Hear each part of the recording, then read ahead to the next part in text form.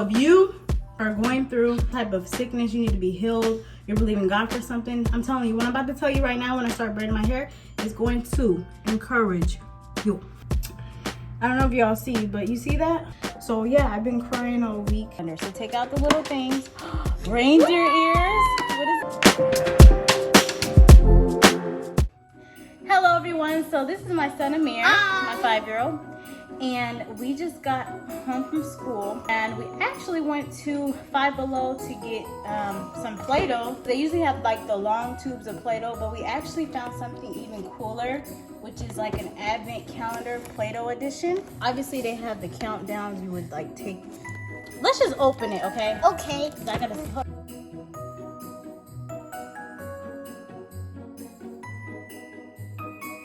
Open number 1. Take out the surprise number 1. Lay it down. What day are we on anyways?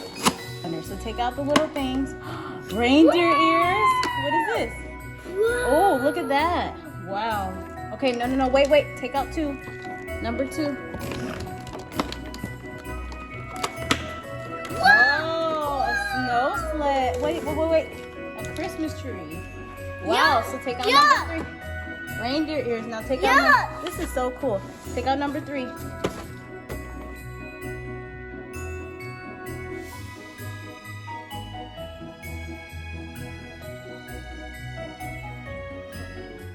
Hello everyone, welcome back to another video. So I am looking crazy right now because I'm actually about to braid up this hot mess. I done blow dried the curls out. It's actually growing, y'all. Like, it's growing. But I'm actually gonna braid my hair, so I got my little setup right here. So that I can see the back of my head, and then I also have a mirror right there, which is the vanity. I'm actually gonna do like medium size braids around my head, but I'm gonna insert a picture right here. Let me show you guys the hair that I got. Expressions 1B pre-stretched hair, 4 packs of that, Shine and Jam comb, clippy, edge tamer. About to knock out my hair. My last video, I feel like I made that video too soon after finding out about I didn't actually soak in the presence of God and really processed it before I got on camera and told you guys about PCOS. I actually cried all this week about the situation. I didn't understand, but I think that pain, like the pain of hearing it, I think it pushed me more into the presence of God. After like 2-3 weeks, I finally sat down with him alone and he gave me revelation. And I'm looking at the situation totally optimistic, totally different. If you are going through type of sickness, you need to be healed, you're believing God for something, I'm telling you, what I'm about to tell you right now when I start braiding my hair is going to encourage you. I don't know if y'all see, but you see that? You see this? I'm being very transparent with y'all. Yeah. I don't know if that's from the, but when I looked at one of the PCOS symptoms, it was talking about like hair balding, hair thinning, or whatever. So PCOS, I don't receive you, but you ain't taking my hair out. You is not taking my hair. I'm keeping my hair. Okay. All right, y'all. So I have started doing my knotless braids. As I do my hair, I'm gonna share the revelation that God gave me. I don't share everything that God tells me. Some things are meant to be just between us, me and him, but I really feel like he's leading me to help someone that feels the way that I have felt all week. In my last video, I mentioned that the doctor had, diagnosed, with PCOS. So yeah, I've been crying all week because I just didn't understand. Like, God, I'm trying to glorify you. I'm trying to like be patient. I just don't understand what's going on in this journey, I was so hurt about this PCOS and confused. It just pushed me closer and closer to Jesus. Sometimes you get so used to not really spending time in your prayer closet, and it's like there's times God has to allow something to push you back into his presence. Last night, I actually got back into that secret place after a couple weeks of not going in the secret place. And when I say the secret place, I'm saying spending time with God. basically on my own.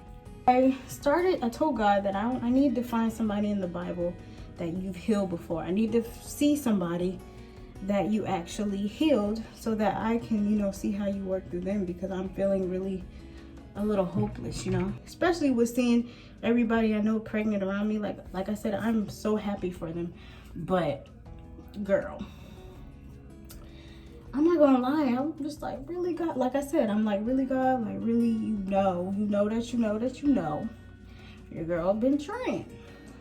I sat down with God and I praised and prayed, and I said, please, you know, lead me to something that I can connect to, that I can grasp you on. So I Googled, and I've seen a whole bunch of scriptures and stories about healing. My heart led me to John 9. I went to John 9. It was about how God worked through Jesus to restore a blind man's vision, basically. So y'all have to read John 9. I did take a lot of notes for you because I love you and I wanted to encourage you. And if there's anybody that needs to hear this for themselves, if they're believing for healing or a baby or anything else, this is going to encourage you, because I had to write it down so I can refer back to it, okay? I'm reading right off here in my notes. So 12/8/21, 8 p.m. John 9. Jesus saw a blind man.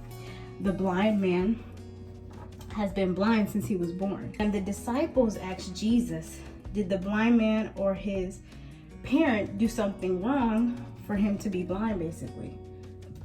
Like, did the guy do something wrong to become blind, or did the parents do something wrong for the, you know, for the guy who deserved to be blind like that? And Jesus answered, no, it happened so that God could show his great work in the blind man. Jesus actually performed a miracle. He mixed his spit with mud, basically, and he put it over the blind man's eyes, and he had the blind man wash his eyes in a pool, basically. And so after that, the blind man's vision was restored. The Jewish leaders didn't believe, you know, the miracle. They thought it was a different man, you know. They felt like the blind man was lying, so they just threw him out of, I think, wherever it was. They threw the man out because they just couldn't believe it. Like, they couldn't believe the miracle. The blind man got kicked out, and Jesus asked the man, do you believe in the Son of Man? And the blind man is like, please tell me who he is. And Jesus is like, you know who the man is already. I've already showed you who I am. I'm the Son of Man. I already showed you. You know, I restored your vision. You know, it's me. I'm talking to you. I'm Jesus. I healed you. God's working through me. He healed you. And the man said, I believe, and he worshiped Jesus, basically. And so he almost let those Jewish leaders and what happened to him kind of doubt what Jesus already had showed him. And Jesus is like, do you believe? Immediately I got revelation. I put myself in the blind man's shoes. And you know, I've read this story before, y'all, but it hit different this time. It hit different. I'm going to share with y'all a journal entry that I actually wrote after I read it. Now, I don't share all my conversations with God, because I feel like some things is for you and God, but I'm going to actually share my revelation. I said, wow, God has spoken again. My doctor's appointment was yesterday. I was shocked to hear about the PCOS. I wanted a baby so bad that I had said yes to the metformin, even after I said I didn't want to take it anymore. So today I cried so hard in the car. I cried to gospel for like an hour. It seemed like today the symptoms came out more since I, had knew about it. But then I decided to pray, and Jesus gave me peace and led me to John 9.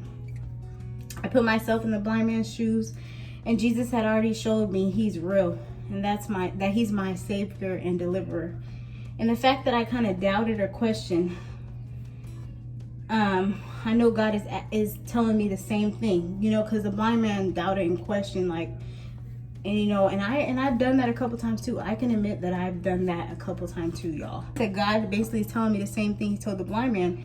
I thought of God's voice and I said, and what he's telling me about this whole PCOS situation. This will be God talking to me in second person, okay? So, Ashley, I've allowed this to happen for my glory, so I can show a great work in you. You did nothing to deserve this. Do you believe? Jesus has already showed you he's real, so believe and worship him for what he's about to do.